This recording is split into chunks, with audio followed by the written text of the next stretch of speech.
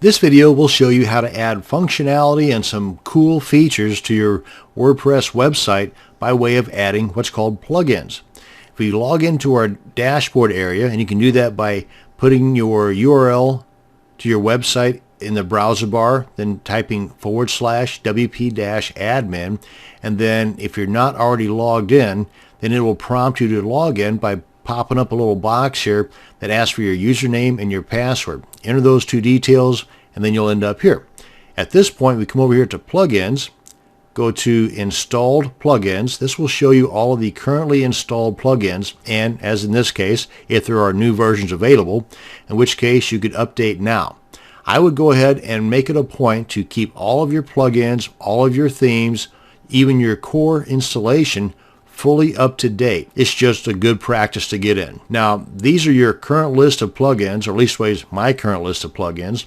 If you wanted to activate these plugins, or if you wanted to edit them, which until you're really familiar with what you're doing with these programs, I would not mess with that.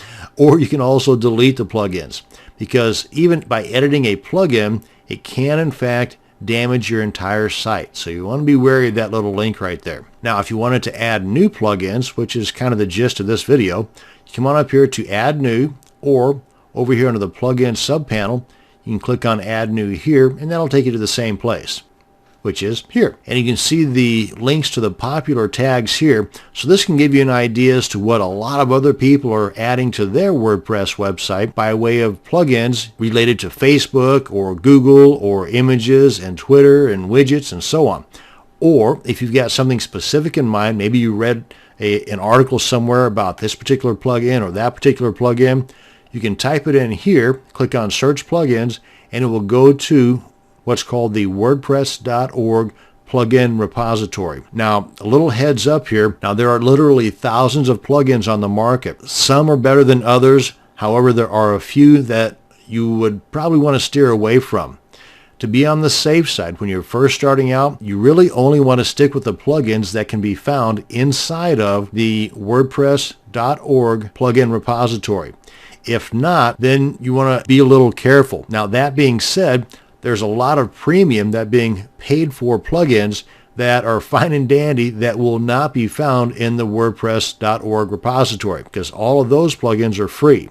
The ones that I'm referring to be wary of are the free plugins that are not found in the WordPress plugin repository, because those plugins might have some bad code installed on them that once installed on your website, that plugin creator might now have a backdoor access to the inside of your website and may not have good intentions. So you want to be wary of getting free plugins outside of WordPress.org. Okay, all that said, I'm off my soapbox now.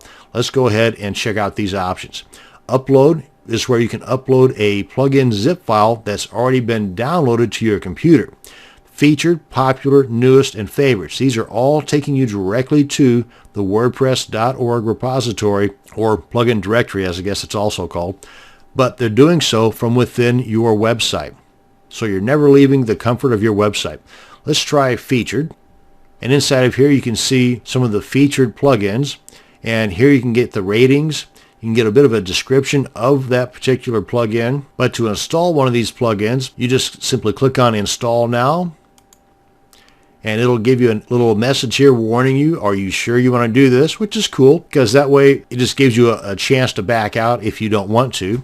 Then you just click on OK. And at this point, the plugin is being installed, but it's not active on your site yet. We go back here to Plugin Installer. And if we go to Installed Plugins, because there's a difference between an installed plugin and an activated functioning plugin.